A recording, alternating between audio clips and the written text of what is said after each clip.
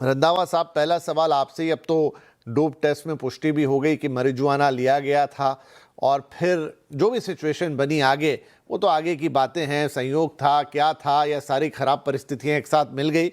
लेकिन पायलट का नशे में होना, गांजा लेके प्लेन उड़ाना, ये तो मतलब सिस्टम का भी फेलियर है और बाकी फेलियर तो है ही। विपिन जी, बिल्कुल सही बोला आपने। और अब तक जो भी बयान किया आपने कि एक तरफ एक तकनीकी खराबी हुई है जिसमें कि ट्रिपल हाइड्रोलिक फेलियर बताया गया है सूत्रों के अनुसार, पर वो हमारे पास रिपोर्ट मौजूद नहीं है।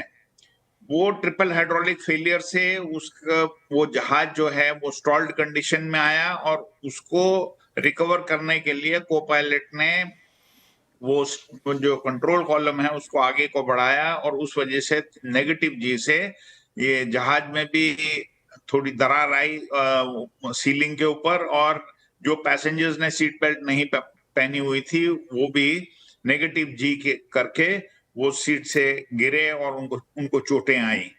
और कुछ क्रू मेंबर भी हैं जिनको के काफी जो घायल हुए हैं।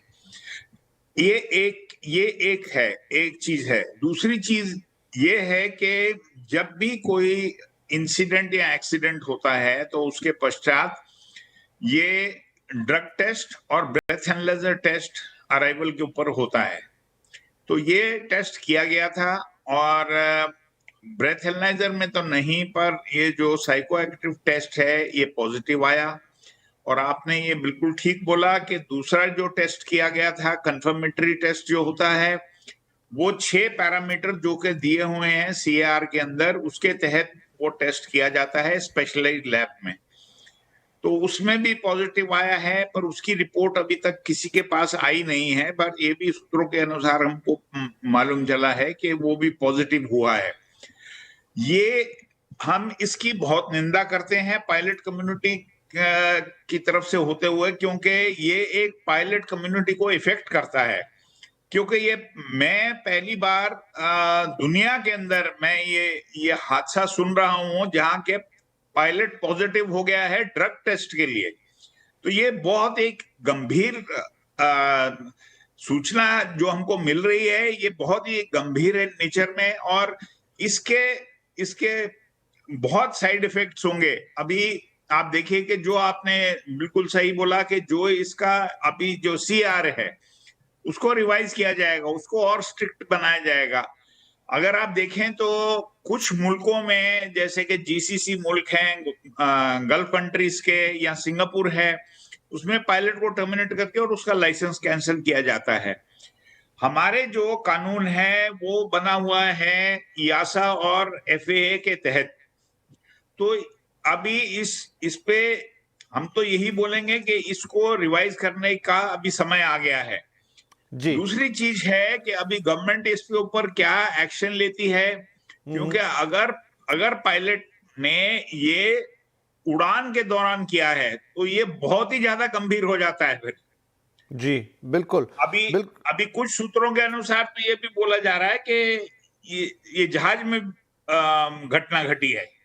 तो अभी वो कहां तक सच है वो पता नहीं है, क्योंकि कुछ चैनल बोल रहे हैं इस चीज को भी कि कैबिन क्रू ने खुलासा किया है कि पायलट जो है ग्राउंड पे उसमें बैठा था, फ्लोर पे। तो ये अभी इन्वेस्टिगेशन में ये सब कुछ आएगा कि मतलब कि तकनीकी खराबी क्यों हुई थी, किस वजह से हुई थी, और ये एक जो दूसरा जो ये ड्रग टेस्ट है, ये दो तो अलग अलग चीजें हैं। बिल्कुल बिल्कुल। देखिए, अब दोनों ही बहुत ही गंभीर बातें हैं। तकनीकी खराबी एक ऐसी चीज है जो कि वो भी लापरवाही से ही होती है, लेकिन वो अलग तरीके का मुद्दा है। लेकिन पायलट का ड्रग लेना या marijuana का सेवन करना या किसी भी प्रकार के नशे में होना और फिर फ्लाइट उड़ाना, और उसमें बदकिस्मती की ऐसी सिचुएशन आ गई जहां पर मौसम भी खराब मिल गया और उसके बाद फ्लाइट कंट्रोल्स के साथ भी इशू हो गया। परवेज साहब, तो ये अब घटनाएं तो कैसे घटती हैं, ऐसे ही घटती हैं। और अगर कैप्टन साहब जो बता रहे हैं रंधावा साहब की, ये शायद दुनिया की हिस्ट्री में पहला मामला होगा अगर है कि जो पायलट है, जो पायलट इन कमांड है, वो ड्रग टेस्ट में पॉजिटिव आया। मुझे ज़्यादा आइडिया नहीं इस बारे में कि पहले क्या हुआ क्या नहीं हुआ, कितना बड़ा है ये मामला, और फिर ये तो बहुत ज्यादा गंभीर बात हो जाएगी। और क्या हमारे जो जैसे कह रहे हैं ब्रेथ एनालाइजर टेस्ट है और सब कुछ है, वो फ्लाइट से उतरने के बाद तो होते हैं, क्या चढ़ने के पहले नहीं किए जाते? सब captain Randhawa was very clear, सब बहुत क्लियरली समझाया। लेकिन जो ब्रेथ एनालाइजर टेस्ट है वो फ्लाइट के पहले ही होते और बाद में भी होते हैं ब्रेथ एनालाइजर टेस्ट। लेकिन ये जो डोप टेस्ट है that is normally done at random, that is not part of the protocol. Now in this case because an incident occurred, automatically the dope test was done. देखिए, ये पहले उन्होंने inform किया कि it is not, they didn't give a confirmation immediately, okay? Means now it was sent for a second test, which is a more detailed and a more scientific test. Here it was confirmed that he was tested positive for marijuana. This situation is very serious. और मैं जो दूसरा report पढ़ रहा था कि when the plane landed, the pilot was not even in a position to walk. And he was in a completely very, very bad state. He had difficulty giving the urine sample also. So this speaks very badly, unfortunately, of the entire pilot community. This speaks badly of the Indian aviation. As Captain Randhawa said, the government will have to make norms stricter and stricter. और pilot को और भी मैंने कहीं statement भेजा कि he had difficulty sleeping and he was taking some medicine for sleep also. See, he could have easily called in sick if he was fatigued, and it's very common for pilots to call in sick. Pilots report sick all the time when they feel they are not in a condition to fly the plane. So अगर उसको ऐसा लगा कि his health was not permitting, he was fatigued and he had not rested, could have easily called in sick. So, in spite of knowing that he has taken some kind of medication, there is marijuana in his system, he took the flight, which has put everybody at a risk. Normally, India में क्या procedure है? When he calls in, when you fail a dope test, he will be sent for rehabilitation.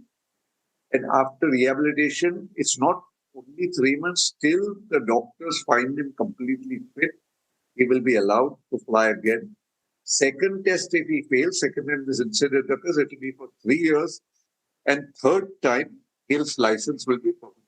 पूरे मामले में क्या